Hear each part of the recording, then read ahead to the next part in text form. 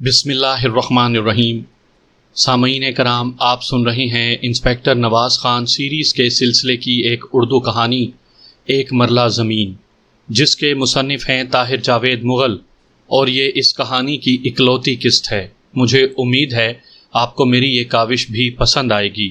آپ نے اگر ابھی تک میرا چینل کہانی گھر سبسکرائب نہیں کیا تو ابھی میرے چینل کو سبسکرائب کر کے بیل نوٹیفیکیشن آن کر لیجئے تاکہ آنے والی ہر نئی کہانی کی اطلاع بر وقت آپ تک پہنچ سکے۔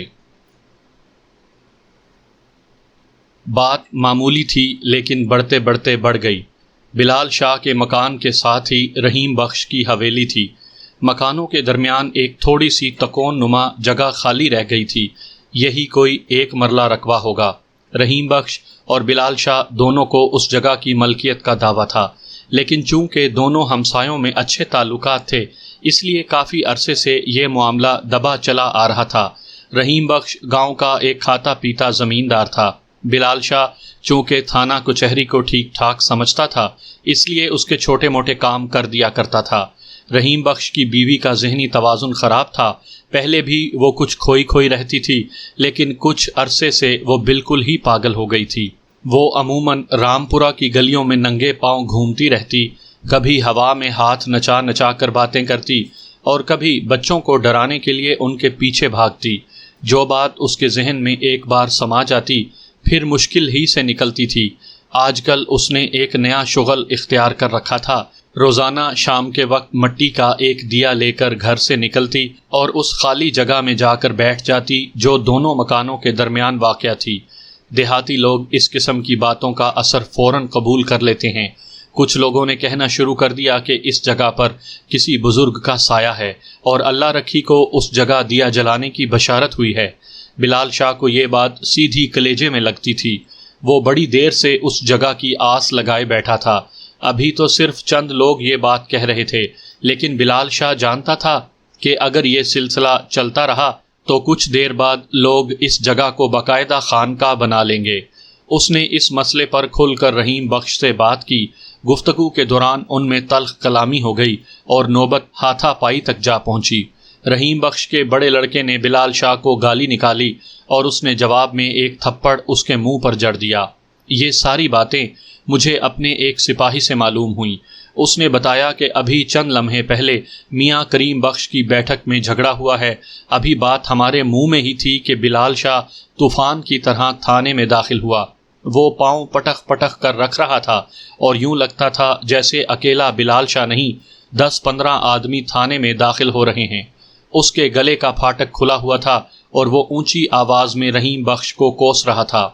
خان صاحب، وہ آتے ہی دھاڑا، یا تو آپ رحیم کو سمجھا لیں یا خون خرابے کے لیے تیار ہو جائیں۔ کیا بات ہے، پھر کسی سے لڑ کر آئے ہو؟ میں نے انجان بن کر پوچھا۔ لڑائی تو اب ہوگی میرے سرکار، وہ کرسی پر پھیلتے ہوئے بولا۔ رحیم کو پتہ ہے نکڑ والی جگہ اسے نہیں مل سکتی، وہ میری جگہ ہے، سارے لوگ جانتے ہیں۔ اب وہ میری جگہ کو خانقاہ بنانا چاہتا ہے لیکن میں ایسا ہونے نہیں دوں گا۔ میں نے بہت صبر کیا، اب اور صبر نہیں کروں گا۔ میں نے اسے سمجھایا بجھایا اور ایک سپاہی کے ہاتھ رحیم کو بلوا بھیجا۔ اس کے تیور بھی بدلے ہوئے تھے اور وہ بلال شاہ کو کھا جانے والی نظروں سے دیکھ رہا تھا۔ اس نے بتایا کہ اس میں اس کا کوئی قصور نہیں، سب جانتے ہیں کہ اللہ رکھی سائیں لوگ ہے، وہ جو بھی کرتی ہے ہم ٹوکتے نہیں۔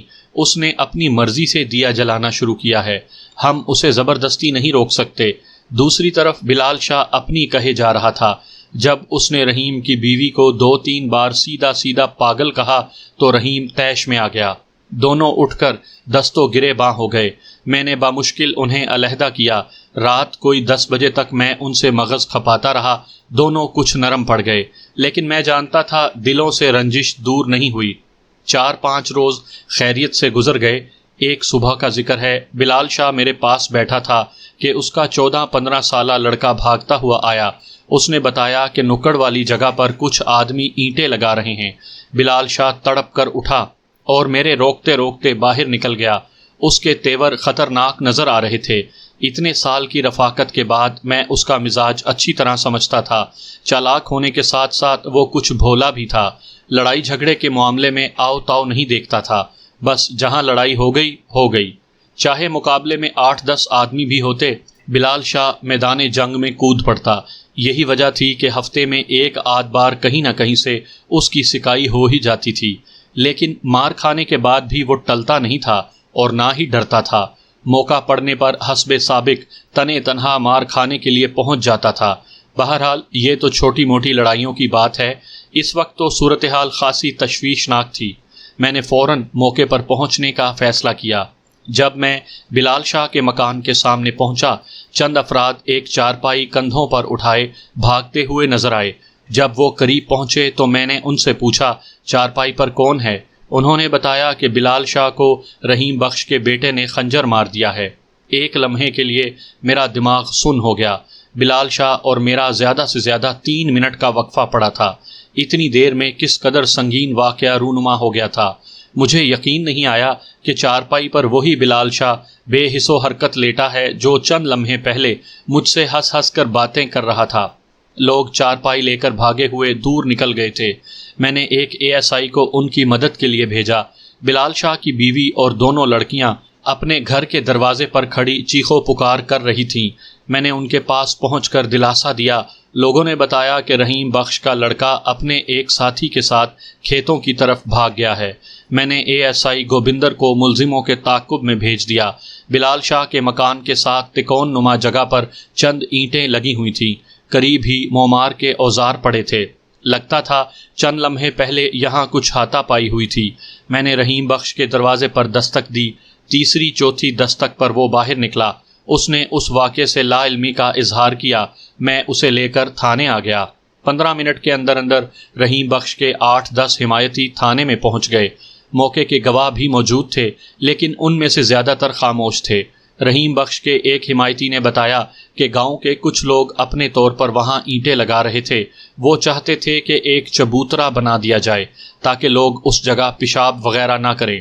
اتنے میں بلال آ گیا اور اینٹیں لگانے والے کو مارنے لگا۔ جب اس نے میاں رحیم بخش اور ان کے بیٹوں کو گالیاں دی تو ان کا بڑا بیٹا ہاشو آ گیا۔ بلال شاہ اور وہ گتھم گتھا ہو گئے۔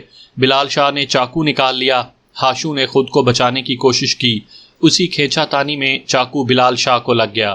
یہ تو رحیم بخش کے حمایتی کا بیان تھا، لیکن بلال شاہ کے حمایتی کا بیان کیا تھا؟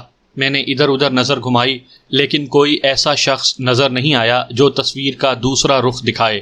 ظاہر ہے رحیم بخش کے اثر و رسوخ کی وجہ سے گاؤں کے کسی باشندے کو اتنی ہمت نہیں ہوئی تھی کہ وہ بلال شاہ کے حق میں بولتا۔ بیوی بچوں کے علاوہ اس کا کوئی رشتہ دار بھی نہیں تھا۔ بہرحال بیان کے بغیر میں صورتحال کو سمجھ رہا تھا۔ رحیم بخش نے اپنے کارندوں کے ذریعے چبوترے کا شاخسانہ چھیڑا تھا اور ظاہر یہی کیا تھا کہ یہ گاؤں والوں کا کام ہے۔ بعد میں اس کے بیٹے نے حمایتوں کے ساتھ مل کر بلال شاہ کو شدید زخمی کر دیا تھا۔ میں اسی قسم کی صورتحال سے بارہا گزر چکا تھا۔ دیہات کے چودھری اور کھاتے پیتے لوگ اس طرح اپنے اثر و رسوخ کو استعمال کرتے ہیں کہ ان کے جرم کے خلاف گواہی ڈھونڈنے میں پولیس والوں کو دانتوں پسینہ آ جاتا ہے۔ بر وقت طبی امداد ملنے سے بلال شاہ کی جان بچ گئی۔ کوئی 20 روز ہسپتال میں رہ کر وہ گاؤں واپس آ گیا۔ چبوترے کی تعمیر میں نے اسی دن رکوا دی تھی۔ بلال شاہ نے ہسپتال سے فارغ ہوتے ہی حق شفا کا کیس کر دیا۔ میں نے درِ پردہ اس کی جائز مدد میں کوئی گناہ نہیں سمجھا۔ آثار بتاتے تھے کہ فیصلہ اس کے حق میں ہو جائے گا۔ میرا گھر تھانے کے قریب ہی تھا۔ یہاں سے بلال شاہ کے گھر کا فاصلہ کوئی 1 فرلانگ تھا۔ ایک رات میری بیوی نے مجھے جھنجھوڑ کر اٹھایا۔ ساتھ والی گلی سے لڑائی جھگڑے کی آوازیں آ رہی تھیں۔ میں نے اپنے گھریلو ملازم کو صورتحال جاننے کے لیے بھیجا۔ قریباً آدھ گھنٹے بعد وہ بلال شاہ کے ساتھ واپس آیا۔ بلال شاہ کی شکل بتا رہی تھی کہ وہ کسی سے لڑ کر آیا ہے، لیکن شاید میں یہ پہلی بار دیکھ رہا تھا کہ لڑائی کے باوجود اس کے زخمی ہونے کے آثار نظر نہیں آ رہے تھے۔ وہ سینہ پھلا پھلا کر چل رہا تھا۔ میں سمجھ گیا کہ لڑائی میں اس کا پلڑا بھاری رہا ہے۔ تفصیل بتاتے ہوئے بلال شاہ نے کہا، آپ کو پتہ ہے جی، میں بڑا چوکنا سوتا ہوں۔ ذرا کوئی آواز آئی اور میں جاگا۔ مجھے یوں محسوس ہوا جیسے کوئی دیوار کے پاس کسی چلا رہا ہو۔ میں دبے پاؤں چھت پر گیا تو نکڑ والی زمین پر 3 آدمی کھدائی کر رہے تھے۔ میں سمجھ گیا کہ رحیم دھوکے سے زمین پر قبضہ کرنا چاہتا ہے۔ ان کا خیال تھا کہ راتوں رات دیوار کھینچ کر اندرونی دیوار گرا دیں گے اور پھر سٹے آرڈر لے کر بیٹھ جائیں گے، لیکن میں نے کوئی چوڑیاں تو نہیں پہن رکھی۔ میں نے وہیں چھت کی منڈیر سے 2 اینٹیں اکھاڑیں اور بلند آواز سے کہا۔ اس کے بعد بلال شاہ نے واقعی اپنی آواز اتنی اونچی کر لی کہ ساتھ والے کمرے میں سوئے ہوئے میرے دونوں بچے ہڑبڑا کر اٹھ بیٹھے۔ میں نے کہا، اگر ماں کا دودھ پیا ہے تو اب کرو کھدائی۔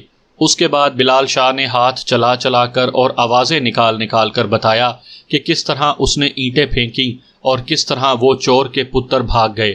بلال شاہ کی بات کچھ عجیب سی لگ رہی تھی۔ مجھے یہ تو معلوم تھا کہ رحیم بخش زبردستی قبضہ کر کے اسٹے آرڈر لینے کی کوشش کر سکتا ہے، لیکن وہ اتنے کچے ہاتھ ڈالے گا اس کی مجھے امید نہیں تھی۔ اکیلے بلال شاہ کے للکارنے پر ان کا بھاگ جانا عجیب سا لگتا تھا۔ ہو سکتا تھا رحیم بخش تصادم سے بچنا چاہتا ہو، لیکن کچھ بھی تھا، یہ معاملہ تھا پراسرار۔ کچھ لوگ آدھی رات کے وقت متنازع زمین پر کھدائی کر رہے تھے، ان کا کیا مقصد تھا؟ اگر وہ دیوار بنانا چاہتے تھے تو پھر بلال شاہ کی آمد پر بھاگ کیوں گئے؟ کیا ان کا مقصد کچھ اور تھا؟ ہو سکتا ہے وہ کوئی چیز تلاش کر رہے ہوں۔ پھر اچانک میں نے ایک فیصلہ کیا۔ میں نے بلال شاہ سے کہا کہ مجھے ایک شک ہے، میں چاہتا ہوں کہ تم اپنے بیوی بچوں کے ساتھ 1 روز کے لیے کہیں اور چلے جاؤ۔ وہ منہ پھاڑے میری طرف دیکھ رہا تھا، لیکن جلد ہی وہ میری بات سمجھ گیا۔ 2 دن بعد بلال شاہ تمام گھر والوں کے ساتھ جلندر میں کسی شادی کا بہانہ بنا کر چلا گیا۔ میں نے رات کے وقت ایک ASI کو متنازع جگہ کی نگرانی پر لگا دیا۔ میرا خیال تھا ہو سکتا ہے بلال شاہ کی غیر موجودگی میں وہ لوگ پھر کھدائی کی کوشش کریں، لیکن ایسی کوئی بات نہیں ہوئی۔ شاید وہ لوگ چوکنے ہو گئے تھے۔ تقریباً 1 ہفتے کا وقفہ دے کر میں نے ایک کوشش اور کی، لیکن اس دفعہ بھی کھدائی کرنے والوں سے آمنا سامنا نہیں ہو سکا۔ بہرحال اپنے طور پر کھدائی کرنے کا فیصلہ تو میں کر ہی چکا تھا۔ جو ہی عدالت سے اجازت نامہ حاصل ہوا، میں نے 2 مزدور لگوا کر اس جگہ کی کھدائی شروع کر دی۔ صرف 3-3.5 فٹ کی گہرائی سے ہمیں 2 لاشیں دستیاب ہوئیں۔ لاشیں 2 نوجوانوں کی تھیں جنہیں ان کے لباس ہی میں دفنا دیا گیا تھا۔ گلے سڑے جسموں سے ناقابل برداشت سڑان اٹھ رہی تھی۔ مرنے والوں کے چہرے مکمل طور پر ناقابل شناخت تھے۔ لاشوں کی حالت سے ظاہر ہوتا تھا کہ انہیں کوئی 1.5 ماہ قبل دفن کیا گیا تھا۔ اس واقعے کی خبر جنگل کی آگ کی طرح پھیل گئی اور لوگ دور دور سے لاشیں دیکھنے کے لیے آنے لگے۔ ناقابل برداشت بو کی وجہ سے لاشوں کے نزدیک جانا دشوار محسوس ہوتا تھا۔ بہرحال فرض کی ادائیگی میں سب کچھ کرنا پڑتا ہے۔ میں نے قریب جا کر لاشوں کا معائنہ کیا۔ حتمی رائے تو پوسٹ مارٹم رپورٹ کے بعد ہی قائم کی جا سکتی تھی، لیکن میرا اندازہ تھا کہ دونوں افراد کو خنجروں کے وار کر کے ہلاک کیا گیا ہے۔ دونوں کے جسموں پر مقامی لباس یعنی دھوتی کرتا موجود تھا۔ قاتلوں کی جلد بازی اس بات سے ظاہر ہوتی تھی کہ دفناتے وقت انہوں نے مقتولین کی جیبیں بھی خالی نہیں کی تھیں۔ ایک نوجوان کی جیب سے بگلا مارکا سگریٹ کا مڑا توڑا پیکٹ اور 3 روپے کی ریزگاری برآمد ہوئی، جبکہ دوسرے کی جیب سے 15 روپے کے کرنسی نوٹ، ایک چھوٹی سی شیشی اور لوہے کا ایک ٹوٹا ہوا سپرنگ نکلا۔ میں نے تمام چیزیں قبضے میں لے کر لاشوں کو پوسٹ مارٹم کے لیے امرتسر روانہ کر دیا۔ مقتولین سے برآمد ہونے والی تمام اشیاء میرے سامنے میز پر رکھی تھیں اور میں ASI گوبندر کے ساتھ ان کا معائنہ کر رہا تھا۔ چھوٹی شیشی جسے میں عطر کی شیشی سمجھا تھا، دراصل دانتوں پر لگانے والی دوائی تھی۔ ایسی دوائیاں عموماً بسوں میں بیچی جاتی ہیں۔ یہ شیشی غیر استعمال شدہ تھی اور اس بات کی طرف اشارہ کرتی تھی کہ دونوں نوجوان کسی دوسری جگہ سے سفر کرتے ہوئے یہاں آئے تھے۔ اس کے علاوہ لوہے کا سپرنگ بھی ایک اہم سراغ ثابت ہو سکتا تھا، لیکن مجھے سمجھ نہیں آ رہی تھی کہ یہ کس چیز کا سپرنگ ہے۔ میں نے ان لاشوں کے سلسلے میں رحیم بخش اور اس کے 2 بیٹوں کو شامل تفتیش کر لیا تھا۔ رحیم پر شک ہونا ایک یقینی بات تھی۔ اس نے اس جگہ کو محفوظ کرنے کے لیے بہت جتن کیے تھے۔ جب اسے معلوم ہوا کہ بلال شاہ اس جگہ کو اپنے مکان میں شامل کرنا چاہتا ہے تو وہ ہوشیار ہو گیا۔ اسے اور اس کے بیٹوں کو خطرہ تھا کہ بنیاد وغیرہ کی کھدائی میں لاشیں ظاہر ہو سکتی ہیں۔ اس مصیبت سے بچنے کے لیے انہوں نے خالی جگہ پر پختہ چبوترا تعمیر کرنے کی کوشش کی۔ بلال شاہ کی مداخلت پر اسے سنگ دلی سے زخمی کیا گیا۔ بعد ازاں جب امید پیدا ہوئی کہ زمین بلال شاہ کو مل جائے گی تو رات کی تاریکی میں کھدائی کر کے لاشیں نکالنے کی کوشش کی گئی۔ یہ تمام باتیں رحیم بخش کے خلاف جاتی تھیں۔ بہرحال ایک تفتیشی افسر کی حیثیت سے مجھے ہر پہلو پر نظر رکھنا تھی۔ رحیم کا موقف تھا کہ اس کے نزدیک یہ معاملہ صرف زمین کا تھا، اسے کچھ معلوم نہیں تھا اس کے نیچے کیا گل کھلا ہوا ہے۔ اس کے بیٹے نے کہا، خاں صاحب، بلال شاہ نے ہم پر بہتان باندھا کہ ہم اپنی ماں کے ذریعے اس کی جگہ کو خانقاہ بنانے کا ارادہ رکھتے ہیں۔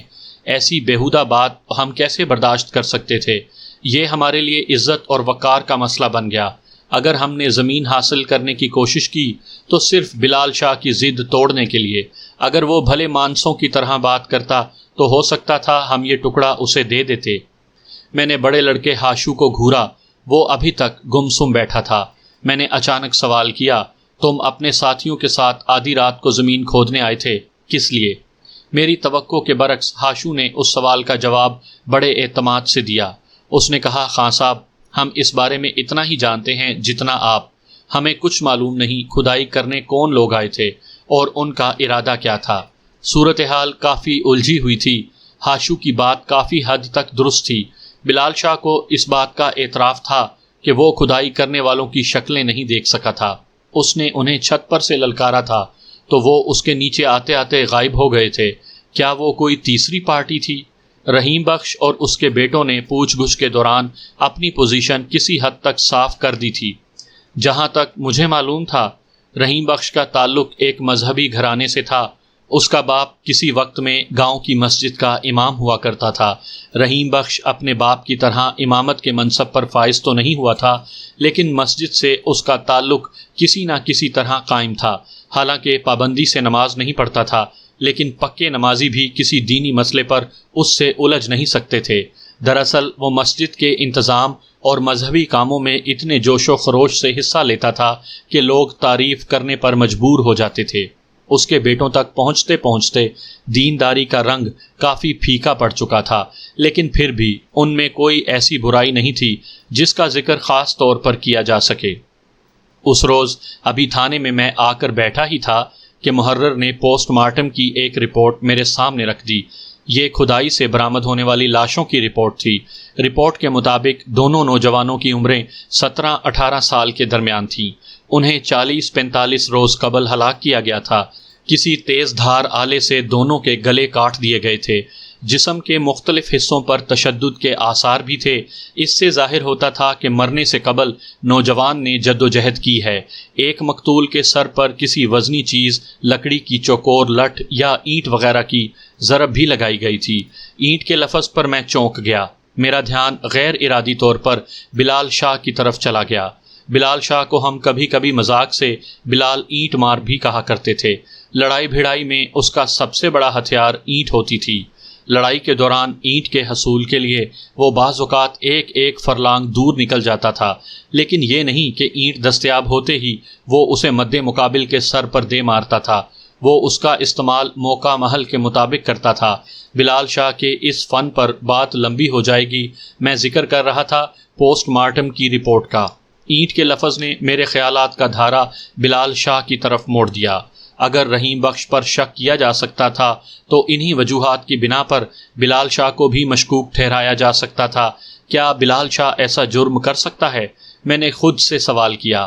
میرا جواب نفی میں تھا، لیکن میرے اندر کا پولیس آفیسر مجھے اس معاملے پر مزید سوچنے پر مجبور کر رہا تھا۔ پاگل عورت کے دیا جلانے اور لوگوں کی آمد و رفت پر بلال شاہ سخت پریشان ہو گیا تھا۔ وہ چاہتا تھا کہ اس جگہ کو فوراً اپنے مکان میں شامل کر لے۔ اس کی بے صبری مجھ سے ڈھکی چھپی نہیں تھی۔ پھر مجھے یاد ہے چبوترا بنانے کی خبر پر وہ کس طرح تڑپ کر اٹھا تھا۔ میں اس کی تیزی پر خود حیران رہ گیا تھا۔ اس کی غیر معمولی احتیاط بھی اپنے اندر معنی رکھتی تھی۔ آدھی رات کے وقت جب کچھ افراد نے زمین کھودنے کی کوشش کی تھی، وہ فوراً باخبر ہو گیا تھا۔ مجھے یہ بھی معلوم تھا وہ کتنی دشواری سے ایک رات کے لیے کہیں جانے پر رضامند ہوا تھا۔ کچھ بھی تھا، بلال شاہ کو یکسر نظر انداز نہیں کیا جا سکتا تھا۔ وہ پولیس کا مخبر تھا۔ علاقے میں اس کی بے شمار دشمنیاں تھیں۔ میں ابھی سوچ ہی رہا تھا کہ ASI گووندر کمرے میں داخل ہوا۔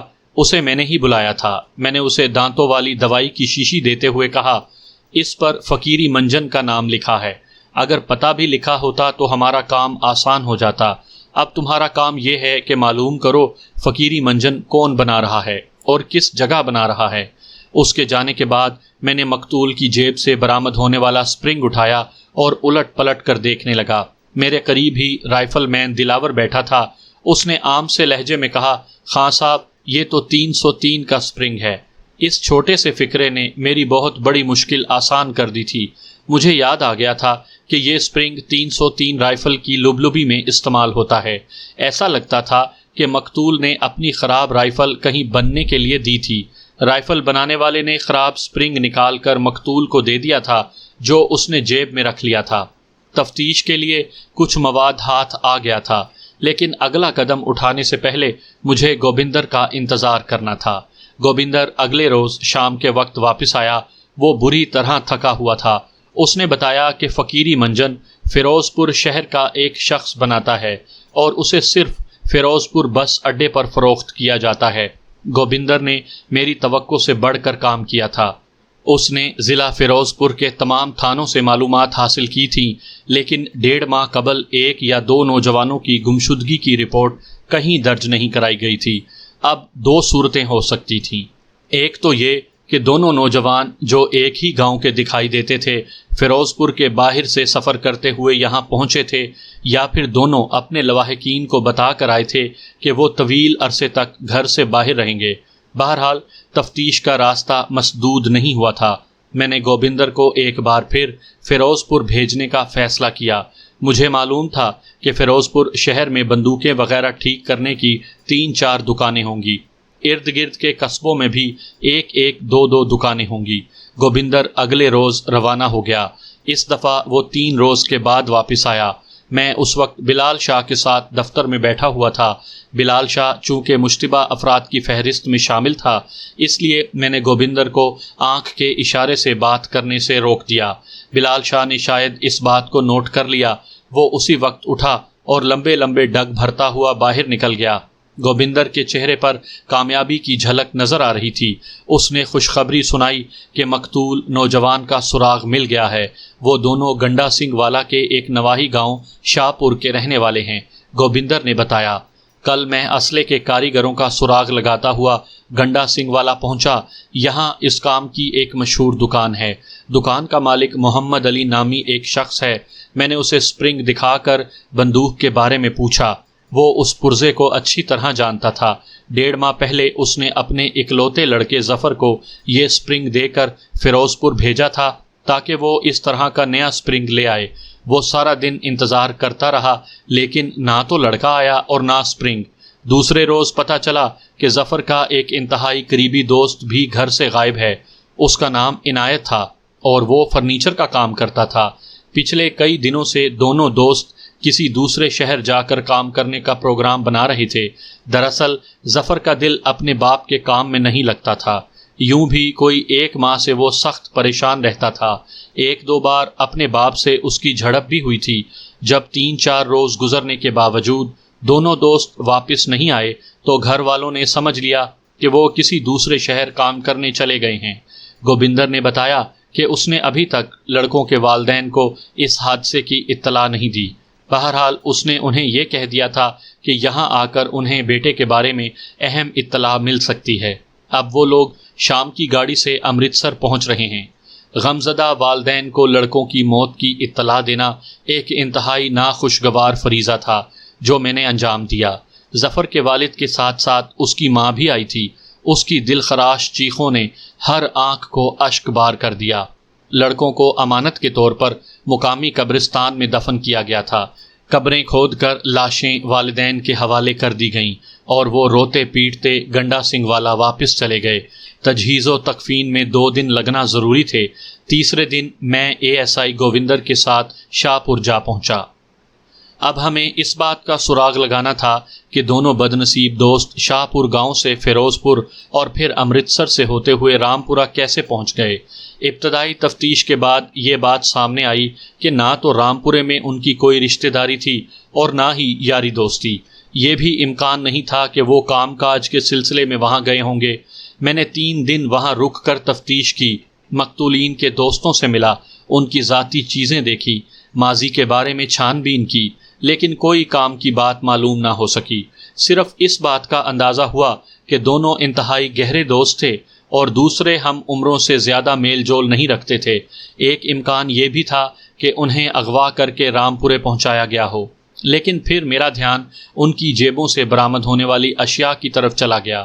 یقیناً یہ اغوا کا کیس نہیں تھا، لڑکے اپنی مرضی سے رامپور آئے تھے، اور بعد میں جو کچھ بھی ہوا تھا بڑی جلدی میں ہوا تھا۔ میں مقتول ظفر کے گھر کا اچھی طرح جائزہ لے چکا تھا، لیکن دکان دیکھنی باقی تھی۔ میں نے اس کے والد سے اس خواہش کا اظہار کیا۔ وہ مجھے گنڈا سنگھ والا کے بازار میں اپنی دکان پر لے گیا۔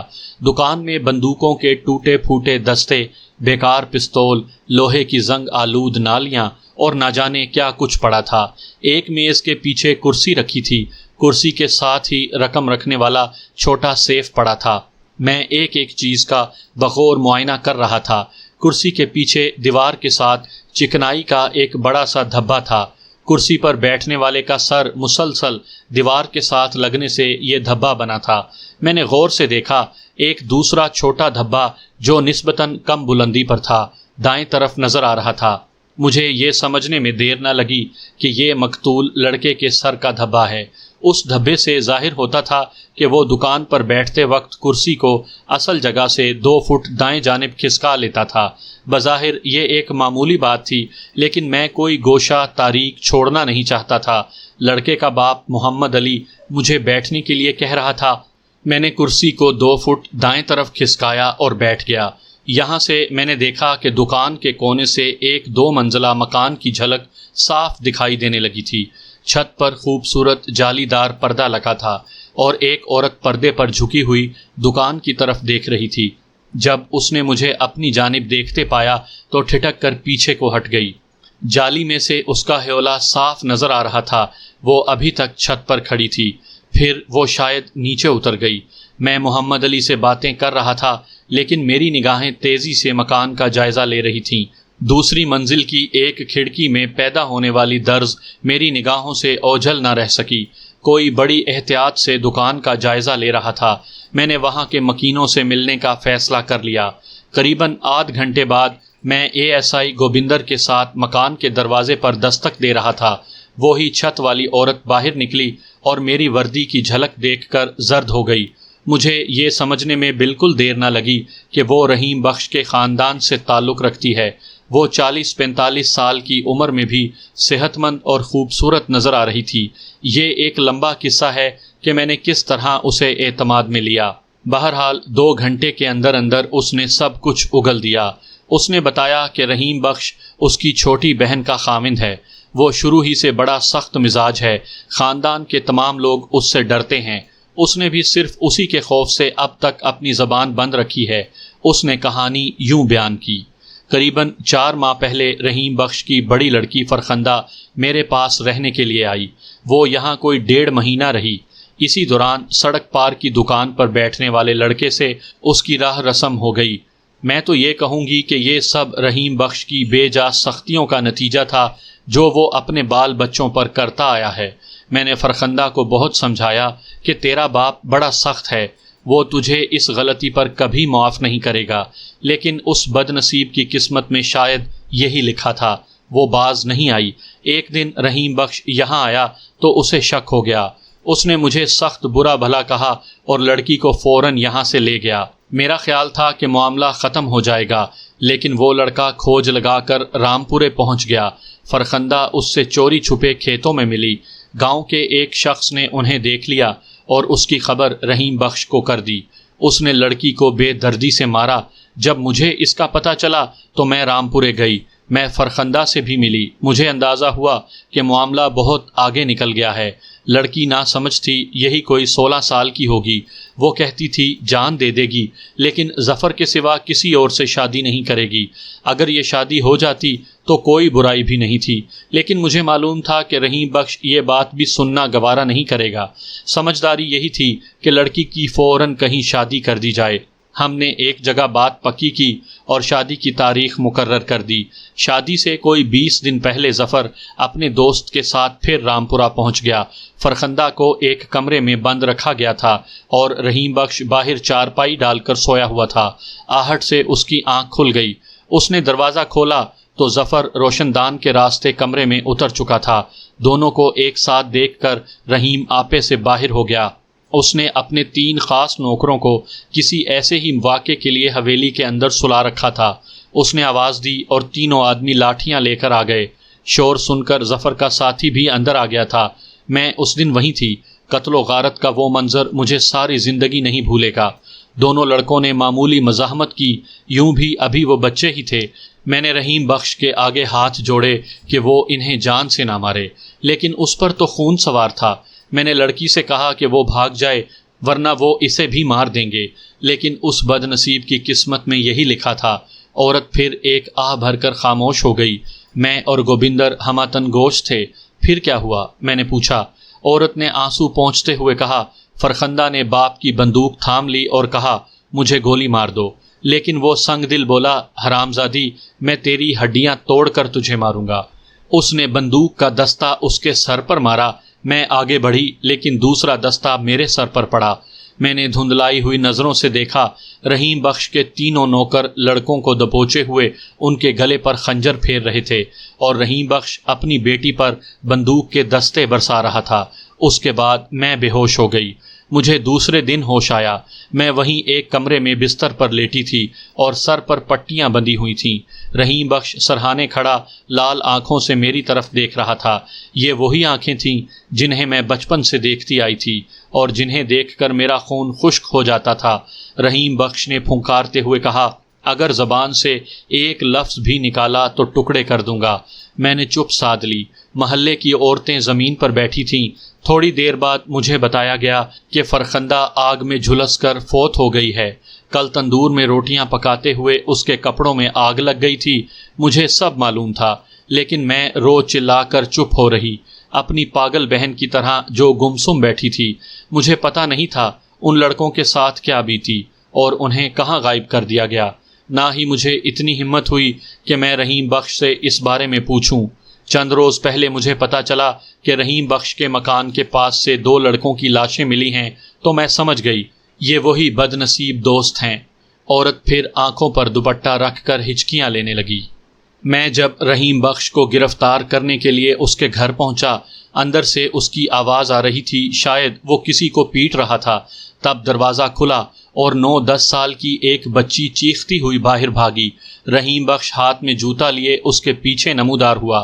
اس کی آنکھوں سے شعلے لپک رہے تھے۔ مجھے دیکھ کر وہ ٹھٹک گیا۔